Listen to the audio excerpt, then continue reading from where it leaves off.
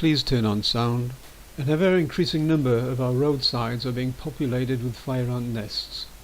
In spite of most having high visibility, probably not much more than 5% are being reported, and that is a fact that is not likely to change and needs to be taken into account when considering any effective strategy when dealing with these nests. Hi everybody. Biosecurity Queensland last week announced they'd had a scientific breakthrough. They've discovered, and this is incidentally after having 20 years of the program in place and $500 million spent on them so far, that the revelation is that we apparently have found out that fire ants feed in the winter as well as in the summer. That's embarrassing. Everyone in the field knows full well that the fire ants eat during the winter as well, with Queensland summers. I'll give you another revelation for free, right? Not only do they eat, they also fly. They have their mating flights. So nothing stops, in spite of the rhetoric from BQ that they take the winter as a time of rest, if you like, and to build up the supplies and consolidate the nests. No, they don't. It's business as usual, as long as the weather's right. That's one revelation. I'll give you another one for free. BQ bemoans that a lot of this transport of fire ants over large distances can only happen through man assist. And you might beat about the head the suppliers of turf, landscape supplies, quarries, as being the cause of these transportations, right? They may play a part in it, no doubt about it. But more importantly, it's not them that's to blame, it's you guys, BQ, because you have allowed this situation to arise. I'll tell you what the situation is. You may do an audit on a quarry, on landscape suppliers, or on turf farms, but it's pointless if outside those facilities, as I'll demonstrate in this video, are absolutely alive with fire ants. So it's not only the trucks to and fro from these places, it's also any vehicle on any road. And how many of these roadsides have we got that are teeming with fire ant nests? And you try and report them, they've got no address. So trying to go through the system and report is a nightmare. A lot of people will just give up. But on roadsides, you see them in a flash, you try and put them in the system, they've got no address. Then you have that silly questionnaire, 5 questions. What colour are they? I don't know, I can't see them. Right? What size are they? I don't know. It's a flash. Has the nest got any visible holes in it? Don't know, too fast. So, if in triaging 3 of those 5 questions would suggest that there can't be a fire ant nest, I'd hate to think that you've been acting on that. One thing is for sure, these roadsides, even in the suppression zone, have to be a priority. Because if you can't figure out how these ants are getting far and wide, the distances that they're covering, then there's something wrong. There has to be a change in your strategy. In the suppression zone, there's going to be so many ants that there won't be enough product in Australia, there won't be enough manpower, resources to tackle the spread that we've got. So think on, BQ. Marvellous revelation I have just found. How about acting on these 2 other revelations that I'm about to demonstrate? Thank you, folks. So there's nothing new here, folks. We see this every day we go out driving, all over the shop. They love these roads because they can get underneath the bitumen and the curb and channeling. It's a heat source for them in the winter. They absolutely thrive in these situations. These guys are run over, if they do pop their head up, by their contractors. Frequently to consider.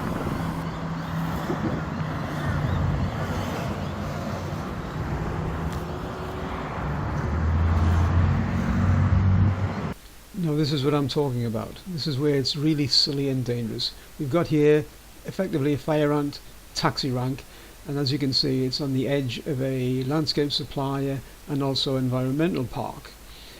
This was a bit of road development upgrade, $80 million worth to be precise, and it has on that road a 47,000 vehicles per day movement and counting. So you can imagine the opportunity for any of those ants to hitch a ride here. So here we have a similar situation whereby the taxi rank is just outside this landscape supply here. I've been fighting this one for 12 months to try and get rid of these fire ants through the system. I first reported them and I put tape on the barrier to locate where the nests were, and I reported 72 with this map I submitted. BQ advised they were treated. I went out, I could see no evidence of any of them being treated. I barracked BQ asking what was the field report, and after 3 goes they got back to me in email, stated, Mr. Webber, our officers have identified and treated 12 fire ant nests. I objected and they said, well, if you're not really happy with that and you think there's more that need treating, just put another report in. I have to put another report in? How about you guys of your own volition get down there and try and understand why it was such a failure and do something about it? And here we have an even more scary situation. This is live, real data, people. This isn't made up. You can see that that fire ant taxi rank there on that particular road is bordered by not only a quarry, but the properties on either side of that are absolutely heaving. I would also add that these properties are on the banks of the mighty Logan River, and it's a disaster, absolute disaster, this area. In fact, these ants have been here for so many years, and now they're digging up the road. This is fire ants digging up the road. And of course, you get a bit of rain on there, and then you get some hydraulic hammering with the water, and this is one of the costs of fire ants amongst us. They're quite happy to live underneath this black stuff, and that's a problem. If we let them get a hold on these roads as they are doing so, how on earth are we going to get in there? It has to be injection, stopping the road, and getting God knows how many litres of fipronil or some other product down there. And this is hopefully also why the grain can be of an advantage. You can put the grain on that track and there's no doubt about it, they'll take it away and down into that hole, and hopefully they'll get to where it needs to be taken. But as it is, it's a disaster. It needs tackling badly. Eyes down, second revelation. Flying ants in the winter, mating flights. This is a busy intersection on the Beenleigh-Waterford Road.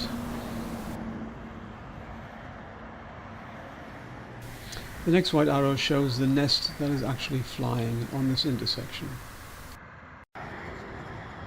Whilst I'm here, I might as well show you the other nests on this intersection. The one that I'm about to show you is just literally around the corner from the one that's flying at the moment. As you can see by that truck, this is really a shortcut for these trucks to the quarry. So this gets an awful lot of truck traffic, particularly to and from the quarry. And here you see just hiding in the grass. It's quite a large one, and it's very, very active. It's very healthy.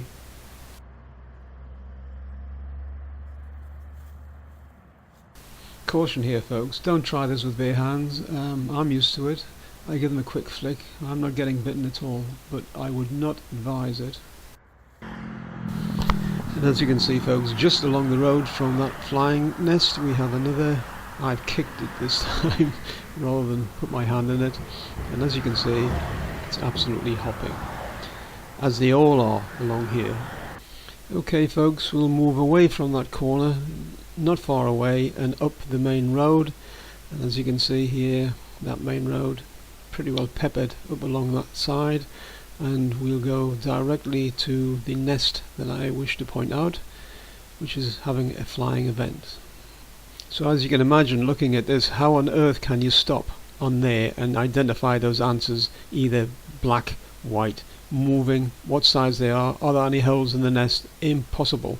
And also you might notice there is no address, so it makes reporting these an absolute nightmare. I've taken the sound off this video because the sound of the traffic was deafening.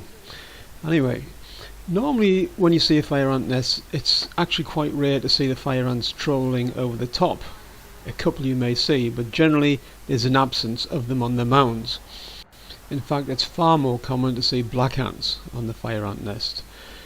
However, when you see them as active as this, which I'm showing here, trying to, and they're all over the shop, there's something up.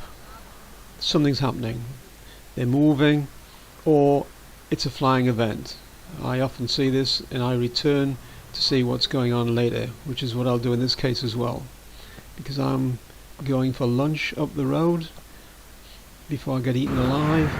What I would point out at this stage though is notice there are no alates, there's no winged flying ants at the moment. We'll see when I get back. Okay, here I am about an hour later. I've returned and clearly it's still going on. You can see the alates now starting to pop out. The ants are breaking down the nest, making the openings larger, basically shuffling these guys out. These alates do not like being out in the open. They immediately retreat and hide underground when you disturb the nest. But here you can see they're lolling around, a bit confused, and the fire ants I think are basically shuffling them out of the nest, or certainly making the way open and clear for them to start to fly. I'll be back after I've got some petrol. Okay, so I'm back. I've had lunch and I've just been for petrol and returned. So here we're talking about from the first time I spotted this, about 2 hours I'd say. So you can see very clearly that nest is in a bit of a mess now. It's well and truly being broken up, and there's all the holes appearing quite clearly, and these guys are actually flitting around. They're flying now, no problem at all. The lightning when they take off, and the lightning when they're in the air, you can't even see them taking off, they're so quick. That's the refresh rate on our phone. So that affects whether we can see these things even taking off. But trust me, they're flicking across every now and then, and they'll hit you in the face if you're over the top of the nest. I'm not sure if I don't think they sting. They don't hurt. They quickly bounce off and resume flight, so I wouldn't worry about it if you're standing over these. But if you are standing over them, be aware that the nest is in full protection mode, as well as shuffling their alates out for their nuptial flight, as you can see on the roadside there. So there you have it, folks, the perfect distribution system for transporting fire ants throughout our suburbs far and wide. Many of our roadsides on these main roads, and especially the motorways, are absolutely teeming, but I doubt if 5% are being reported. So BQ need to adjust their strategy to realise this, and understanding the importance of getting rid of these things on the sides of the roads and not leaving it to the third parties. If you couldn't crack them, BQ, how on earth do you expect the third parties with their minimal resources to do so? You need to get back in here into the suppression zone and do some work. This is the nest the day after, and as you can see it's riddled with holes. But make no doubt about it, within probably 3 days that'll be back to normal. But if you see this riddled with holes and answer the questionnaire in BQ's portal, they'll probably discount it as not being a fire ant nest, and that's a problem. Oh, there goes another taxi. Not to worry, there'll be plenty more opportunities, and there'll be plenty of customers waiting on the side of the road to take that lift.